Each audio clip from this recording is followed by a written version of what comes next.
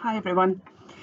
This week I'm going to take the focus away slightly from the classroom or the clinic environment and think about how we may require to support our students throughout their time on an undergraduate course in healthcare or clinical practice. There's a lot of challenges and trials that our students might face that might be slightly different from a student who's on a non-clinical course. The amount of time our students require to spend with patients is quite different to, say, a student who may be studying a purely academic subject. And that can be very stressful and very challenging for our students. There's also quite a unique range of needs that some of our students might have, and therefore adaptations that we might need to make to the clinical environment appropriately to allow them to be the best possible student that they can be. And a lot of this is discussing equity versus equality. For a long time we've spoken about treating everybody the same and treating everybody equally, but that's actually not necessarily the best thing. If you have a student who has some specific learning or physical needs and you treat them exactly the same as a student who doesn't have those needs, they're not going to be at the same starting point and therefore not going to have the same opportunities available to them. Within your institutions, you will have various different names for this role. Within UHI, we call it a PAT or a personal academic tutor. In other universities, you might have them called student support tutors, student mentors, this type of thing. Either way, there'll be somebody who fulfills that role. That may be somebody teaching within the course, or it may be somebody out with, and there are benefits to having somebody who is completely unaware of some of the things that our students might face, as opposed to somebody who's right on the coalface like us. So the reading that I've given you this week, there's two chapters. The first one talks about support and mentoring, and I would argue that those are two slightly different things, but I'll let you read about that yourself. And then the second chapter I've included is about remediation. So this is for the student who has got to a point where they're not progressing and a formal process is being put in place that recognises that lack of progress and puts measures in place to try and support them in the hope that you can get them to that where they should be.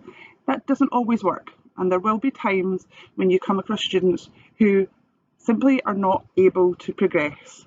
Everything that they could possibly need has been put in place, and it's simply just maybe not the course for them.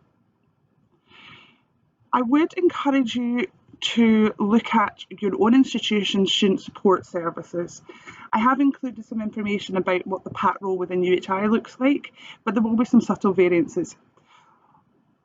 There is a limit to what we can do as members of the teaching team. And there will always be things that we should refer on to student support services. These are people who are specifically there to deal with issues that are university-wide. So, for example, if your student is having financial difficulties or housing difficulties or something that requires specific learning support, so perhaps the involvement of an educational psychologist, that is out with what we can do for a student. And by referring them onto these services, we are in no way palming them off. In fact, we're sending them to people that would be better at it than us. Particularly when you're new to the teaching role, sometimes it's easy to take on a bit too much and to think, oh, I can fix this for a student. But it's really important that we don't do that. It's also important that we don't get involved with students' personal grievances that they might have with other students, for example. Obviously, if there's issues of bullying or complaints that need to be raised, concerns to be raised, then yeah, we would support a student with that. But if we're talking about basic personality differences between students, then that's something to leave to one side. Sometimes all a student needs from us as their support person is just a listening ear. Sometimes students just need to have a rant. They just need to let off steam.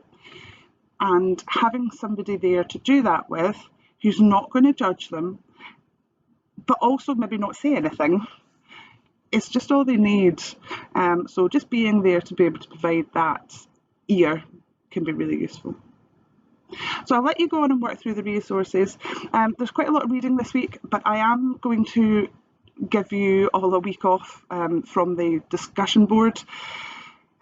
It's quite sort of personal, the stuff we're discussing here today, and I wouldn't want, obviously, for us to break any confidentialities. If you can, at some point this semester, perhaps sit in on a student support meeting that's going on, then that would be really useful. But obviously, in terms of your reflection, make sure you're keeping that confidential. So rather than doing discussion board stuff this week, feel free to work on your assessment. We are coming up to the point where your assessments are due in. And if you have any questions, as always, about the assessment, then please just drop me an email. There is also the general chit chat discussion board that you can use if you do have any points that you'd like to raise from this week.